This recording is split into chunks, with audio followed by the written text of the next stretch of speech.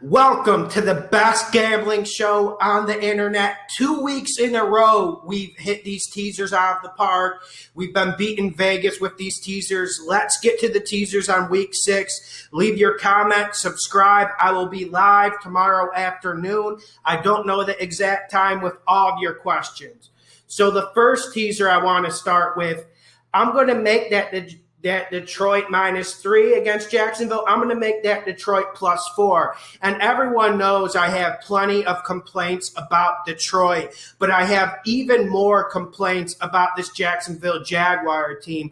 And we're starting to see this Jacksonville Jaguar team lose motivation like last year. They can't stop the run. They can't stop the pass. And they have a goofy bastard with a mustache masquerading as a professional quarterback. I'm happy to see the Jags fans finally getting realistic and listening to what I said. It's the Trevor Lawrence sweepstakes. It's not this weird-looking porn guy from the 70s, Minshew. I'm sick of Minshew. And when you look at Matt Stafford against Minshew, I know you guys like throwing darts and stones at Matt Stafford, but Matt Stafford's simply on a different level. And this Detroit team is on a different level, especially offensively. We know Detroit can disappoint on defense. We know that. But they aren't getting the biggest test from the Jags. We have to keep that in mind. Detroit +4, add that to the teaser. The next game we got Houston against the Titans. I'm going to make that Houston +10. And I did tell you guys last week it was a money pick over the Jacksonville Jaguars.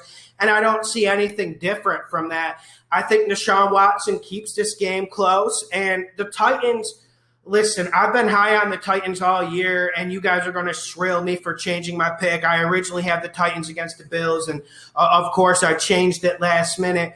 But this Titans team is inconsistent at times, and I think Houston will load up this box and make Tannehill beat them. And one thing about Houston, they don't turn the ball over all that much. That's what really killed the Bills. So I think Houston +10 is a fairly safe pick for your teaser.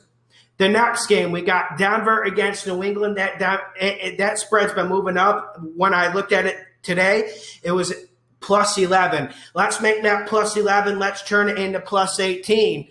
And yes, the Patriots are the better team. They have the better head coach. I never agreed with Fangio. Hell, I never agreed when Elway brought in Vance Joseph. There's just sloppy, cluttery moves. But let's not let that get in the way of what's going to transpire on that football field.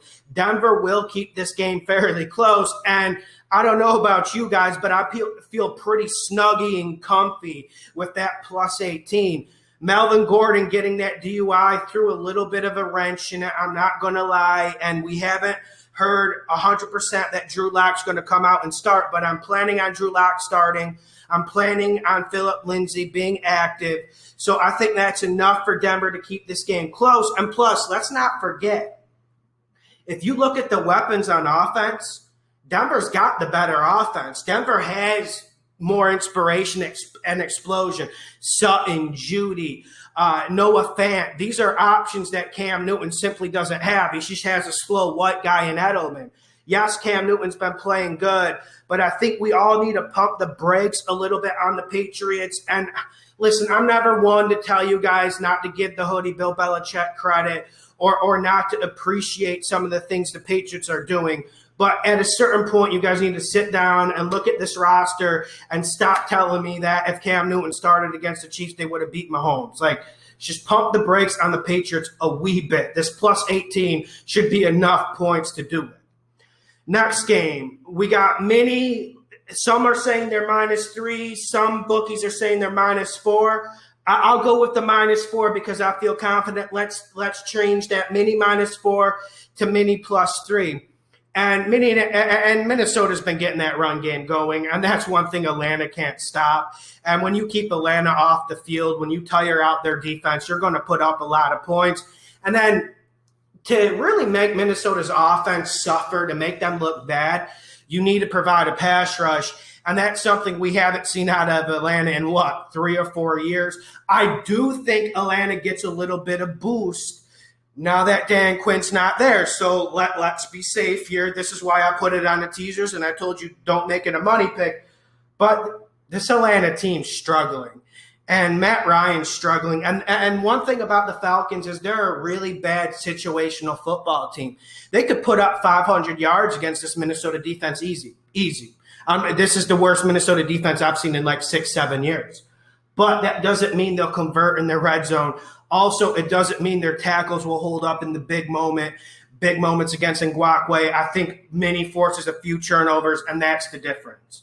So those are my 4. I have another one if you want to add it, but I know you guys are going to get mad about this. So the Giants are -3 against the Washington football team.